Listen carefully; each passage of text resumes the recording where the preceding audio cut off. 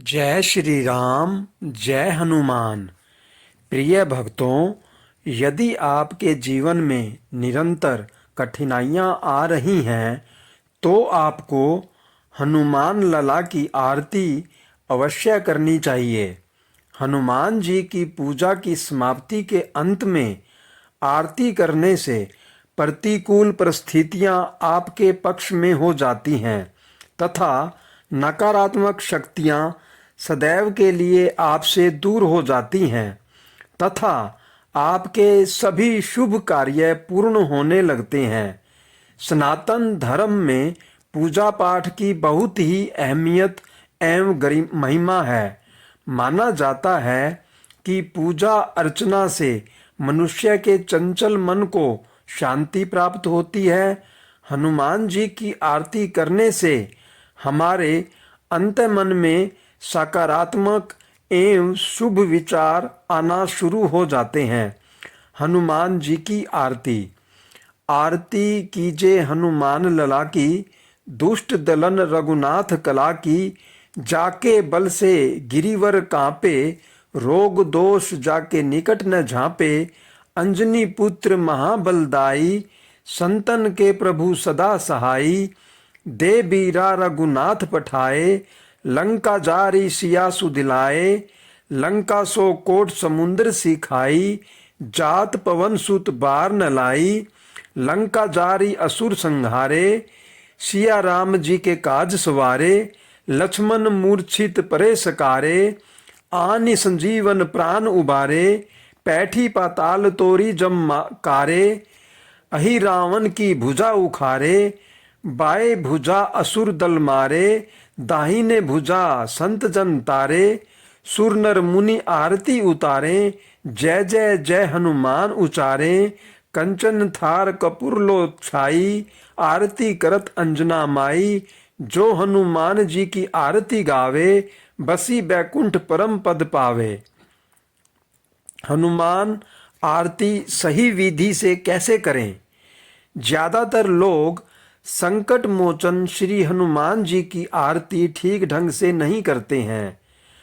हनुमान जी की आरती का उचित ढंग हम आपको बता रहे हैं। आरती से पूर्व पूजा पाठ अवश्य करें। अगर आप हनुमान जी की आरती करना चाहते हैं तो उससे पूर्व उनकी पूजा अनिवार्य रूप से पूरी श्रद्धा भाव से करें। संकट मोचन हनुमान जी की आरती जरूर करें। पूजा पाठ के नियमानुसार श्री हनुमान जी की आरती के बिना उनकी पूजा समाप्त या पूर्ण नहीं मानी जाती। आरती के पश्चात यदि आप चाहें तो श्रद्धा भाव के साथ मंत्रों का जाप कर सकते हैं या भजन भी गा सकते हैं। शुद्ध कपूर या दीपक का ही उपयोग करें। हनुमान आरती के वक्त आरती की थाली में शुद्ध कपूर या घी के दीपक का इस्तेमाल करें। पंचमुखी दीपक का ही प्रयोग करें। यदि आप हनुमान आरती दीपक से ही करना चाहते हैं तो सदैव पंचमुखी दीपक का ही उपयोग करें। कुमकुम का उपयोग अवश्य करें। ऐसी मान्यता है कि श्री हनुमान जी को कुमकुम बहुत पसंद है, इसलिए पूजा की थाली में हमेशा फूल और कुमकुम जरूर रखें। घड़ी की सुई की दिशा की तरफ करें आरती। सदैव किसी भी देवी देवता की आरती घड़ी की सुइयों की दिशा की ओर ही करनी चाहिए। घड़ी की सुइयों की विपरीत दिशा में श्री हनुमान जी की आरती करना अच्छा नहीं माना जाता। ऐसे घुमाएं आरती की थाली। हनुमान आरती के वक्त दीपक को 4 बार हनुमान जी के चरणों में, नाभि के समीप 2 बार, हनुमान जी के चेहरे के आगे 1 बार और अंत में सारे शरीर पर 7 बार आरती का दीपक घुमाना चाहिए।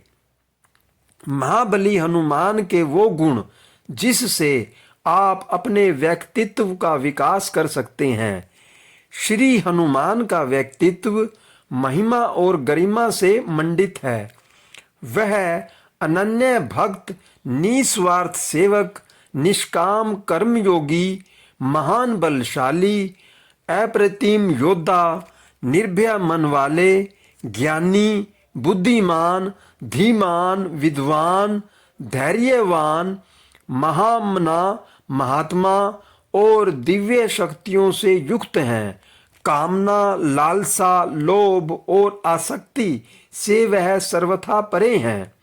दुनिया रचने वाले को भगवान कहते हैं, संकट हरने वाले को हनुमान कहते हैं। स्वर्ग में देवता भी उनका अभिनंदन करते हैं, जो हर पल हनुमान जी का वंदन करते हैं। अहंकार यानी अधिक महत्वपूर्ण होने की इच्छा उन्हें छू भी नहीं सकी है। सृष्टि में ऐसा कोई नहीं है जो कभी अहंकार ग्रस्त न हुआ हो। श्री हनुमान ऐसे देवता हैं जिन्हें कभी अहंकार नहीं हुआ। समुद्र लंघन, सीता माता की खोज, लंका दहन, जड़ी बूटी के लिए द्रोणांचल पर्वत को उखाड़ कर लाना जैसे अद्भुत, आश्चर्यजनक और दिव्य कार्यों का संपादन करके भी श्री हनुमान विनम्र और विनीत बने रहे। सद्गुणों में प्रथम और प्रमुख अभय हैं। अभय समस्त गुणों का आधार है।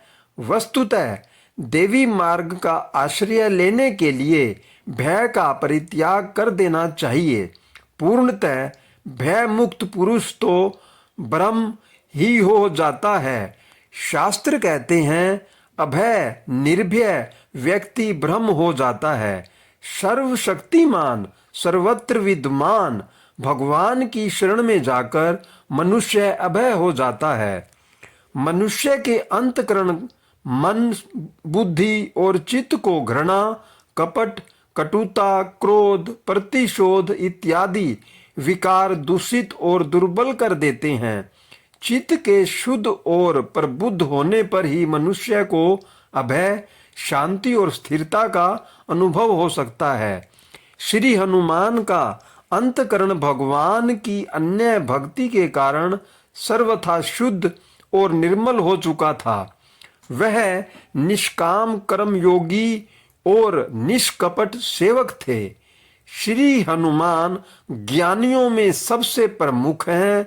वह असार संसार की भौतिक वस्तुओं में आसक्ति न रखकर महाप्रभु को ही सर्वस्व समझते हैं। श्री राम के परब्रह्मत्व में उनकी दृढ़ निष्ठा है। वह निष्काम कर्मयोगी, ज्ञान योगी तथा भक्ति योगी तीनों ही हैं। उनका अंतःकरण ज्ञान योग में पूर्णतः प्रतिष्ठित और व्यवस्थित है। दैवी गुणों से समृद्ध श्री हनुमान की आराधना करने से मनुष्य में सद्गुणों का उदय होता है। अतः यदि श्री हनुमान का स्मरण, चिंतन, दर्शन और पूजन किया जाए तो निश्चय ही उनके आधिदैविक और आध्यात्मिक गुणों का प्रभाव पड़ेगा। श्री हनुमान अनूठे और आध्यात्मिक व्यक्तित्व के देवता हैं। श्री हनुमान का चिंतन, मनन और स्मरण करने से हमें ब्रह्मचर्य पालन, चरित्र नैतिकता, निस्वार्थ सेवा, निष्काम कर्म, अथक परिश्रम, अहंकार से मुक्ति, आध्यात्मिक अनुभूति तथा मां प्रभु के प्रति सर्वात्म भाव से समर्पण करने की अभिप्रेरणा प्राप्त होगी। निस्वार्थ सेवा और निष्काम कर्म का अभ्यास हो जाने पर हम शुद्र और संकीर्ण भावों से ऊपर उठ जाएंगे तथा टकराव और संघर्ष के दृष्टिकोण का परित्याग करके शांति, सद्भाव, प्रेम, मैत्री और भाईचारे से जीना प्रारंभ करेंगे। श्री हनुमान शांति, सद्भाव, भाईचारे और मैत्री के अग्रदूत थे। उन्होंने सुग्रीव और श्री राम में मैत्री कराई, विभीषण को श्री राम से मिलवाया, रावण को राम से मैत्री की शिक्षा दी, जिसे न मानने से रावण का सर्वनाश हो गया। मूर्छित लक्ष्मण के लिए संजीवनी बूटी लाकर उन्हें स्वस्थ कराया। राम रावण युद्ध में वीरता और साहस से युद्ध कर अन्याय और अत्याचार का दमन करने में सहायता की। युवकों में चरित्र, नैतिकता, उत्साह, साहस, कर्तव्य पालन और निष्ठा की बहुत आवश्यकता है। युवक देश के भावी कर्णधार होते हैं। उनका शारीरिक, मानसिक और आध्यात्मिक विकास होना अत्यावश्यक है। श्री हनुमान की आराधना और उपासना करने से उनको उनके गुणों व चरित्र का अनुकरण करने की प्रेरणा मिलेगी। वे निर्भय और निडर होंगे।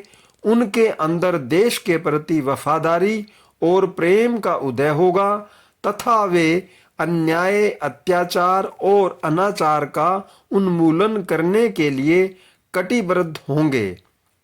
श्री हनुमान मंगल मूर्ति तथा कल्याण के साकार रूप हैं।